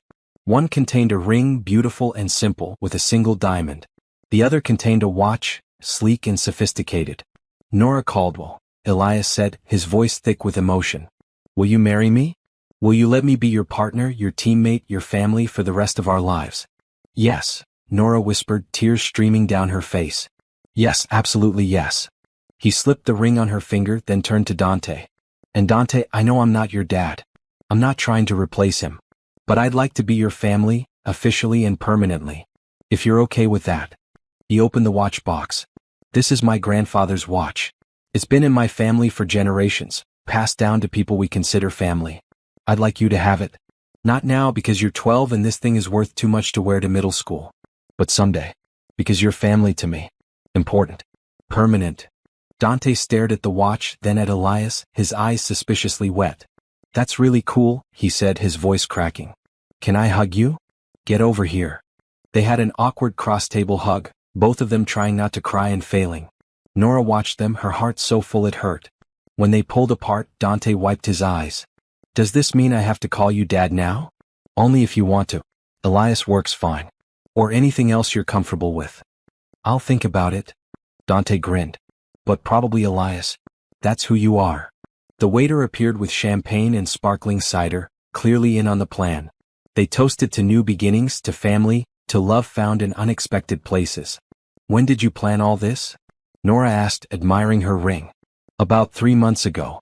I wanted to wait until the clinic was stable, until we'd weathered some challenges together, until I was absolutely certain. And now you're certain? Completely. You're it for me, Nora. You and Dante. This weird, wonderful, complicated family we've built. I don't want anything else. They stayed at the restaurant until closing, celebrating and planning. A summer wedding, they decided. Small. Intimate. Just the people who mattered most. Weeks turned into months. The clinic continued to thrive. Dante excelled at his new school. Wedding plans progressed. Elias's business remained successful, but he'd shifted his focus, spending more time on meaningful investments and less on pure profit. Patricia Renee sent a card congratulating them on their engagement, with a note that read, I was wrong about you both. Wishing you every happiness. Nora framed it, a reminder that even critics could change their minds, that love and commitment could win over cynicism. The wedding took place in August in the park across from the clinic. Simple decorations, folding chairs, a string quartet. Bethany was maid of honor. Dante walked Nora down the aisle, both of them crying before they'd taken 10 steps. Elias stood at the altar in a simple gray suit, tears streaming down his face as he watched his family approach. The ceremony was short, heartfelt. They exchanged traditional vows with a few personal additions. I promise to let you help me, Nora added, and to help you in return. To build with you, not despite you. To trust your love even when my independence screams to handle everything alone. I promise to see you, Elias said, really see you not as someone who needs saving but as someone who saves herself and graciously lets me be part of the story. To respect your strength even as I offer support. To love you and Dante with everything I have. When the officiant pronounced them married, their community erupted in cheers. Patients from the clinic. Neighbors from their building. Business colleagues and friends. Everyone who'd been part of this unlikely love story. The reception was held in the clinic's parking lot, transformed with lights and tables and food from every neighborhood restaurant. It was loud, joyful, real. Exactly what Nora had wanted. During their first dance, Elias pulled her close. Happy? He asked. Deliriously. You. More than I ever thought possible. He kissed her forehead. Thank you for taking a chance on me. For letting me into your life. Thank you for being worth the risk. They danced under the stars, surrounded by love and laughter, while Dante conducted the string quartet with increasingly dramatic gestures that had everyone laughing. Later, as the party wound down, Nora found herself on the clinic's front steps with Elias, watching their guests mingle. Can you believe this? She asked. A year ago I was standing outside Lumiere, terrified, pretending to be someone I wasn't. Now I'm married to you, running my dream clinic, raising Dante in a beautiful apartment. It's like someone else's life. It's your life. You earned every bit of it. We earned it. Together. Together, he agreed. Always together. Dante joined them on the steps, loosening his tie. Best party ever. Can we do this every year? That's called an anniversary party, Elias said, laughing. And yes, we can absolutely do this every year. Cool. Also, Mrs. Chen says I can sleep over at her place tonight so you guys can have alone time, which is gross but also kind of nice of her. Very nice of her, Nora agreed, trying not to laugh. So yeah, I'm gonna go pack a bag. You two just do whatever married people do. But not in front of me. Ever. He disappeared inside, leaving them alone on the steps. We did it, Nora said softly. We actually built something real out of that accidental date. Best accident of my life. Mine too. They sat in comfortable silence, watching the last guests leave, the caterers pack up, the lights twinkle in the darkness. This was their life now, messy, beautiful, full of love and purpose and possibility. Nora leaned her head on Elias's shoulder, feeling his arm come around her, and thought about how far they'd come. From strangers at the wrong table to partners building something meaningful. From isolation to family. From fear to hope. I love you, she said. I love you too. Always. Above them, the clinic sign glowed softly, Caldwell Community Health. Below it, in smaller letters, a new addition, supported by the Montgomery Foundation. Their names together. Their dreams intertwined. Their future beginning. And it was absolutely perfect.